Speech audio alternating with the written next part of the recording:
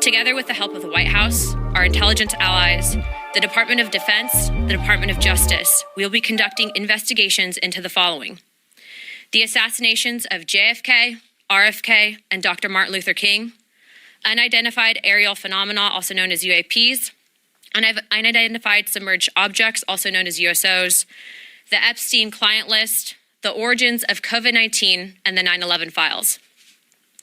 This task force will be a beacon of bipartisanship.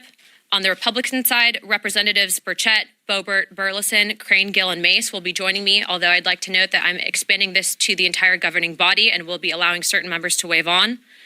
Our first hearing is set for March. The date will be announced soon, and we've already initiated close to a dozen communications with various agencies, to include Pam Bondi at the Department of Justice and the Secretary of State. This will no longer be a task force that makes bold promises only to fade into irrelevance or send strongly worded letters. This will be a relentless pursuit of truth and transparency, and we will not stop until the American people have the answers they deserve. First-hand reports, verifiable NATO military material that indicated that the UFOs were not only real, but they represented something far beyond anything I had ever imagined before.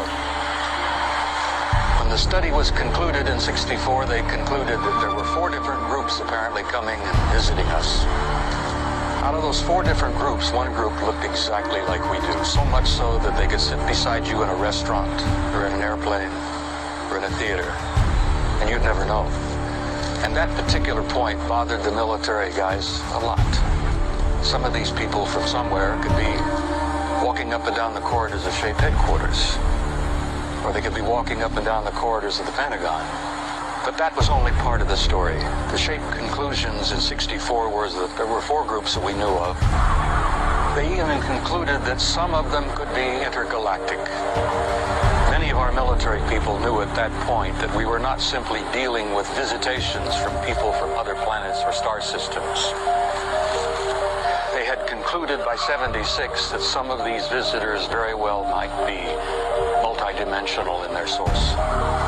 The evidence that we had collected and the evidence that they had repeatedly demonstrated to us, they became very clear. Vegas, an obscure part of the Nellis Air Force Base range, designated Area 2, has for decades been a reputed repository for nuclear warheads. As many as 200 nukes are said to be stored in Area 2's bunkers. 3 layers of heavily armed Air Force security teams patrol the area 24/7, watching for any attempted intrusions. So on 2 occasions, we had an alert that was called where there was unidentified flying object over Area 2. This former security officer says intrusions didn't only happen in the sky. There were multiple incidents of bizarre shadow people seen in and around Area 2, including one dramatic incident from 1991 when security teams were on high alert. This person was never found,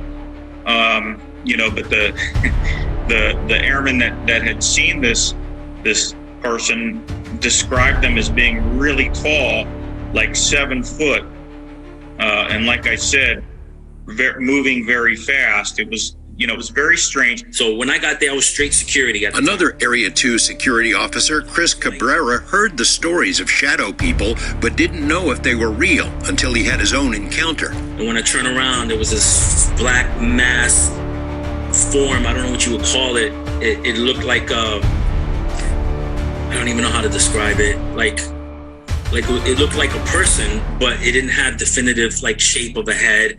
Like vague, like a mist or something? No mist. It was black. It was like a dark blob. It would seem. I was told that there was an active program. It was an experiment, really, with nuclear-powered ships and carrying nuclear weapons, and they wanted to see if something would follow them. And they did it 18 times, and 18 out of 18, these objects tailed alongside. They just wanted to document that they're interested in nuclear stuff. 18 out of 18 times, it followed them. With this task force, what are you hoping to uncover as far as UAPs that you have not already heard from other UAP hearings? The biggest information problems that we've had with UAPs is the amount of stonewalling, stovepiping, and also it seems that there is this push to gaslight the American people into looking at the evidence and then not fully believing it.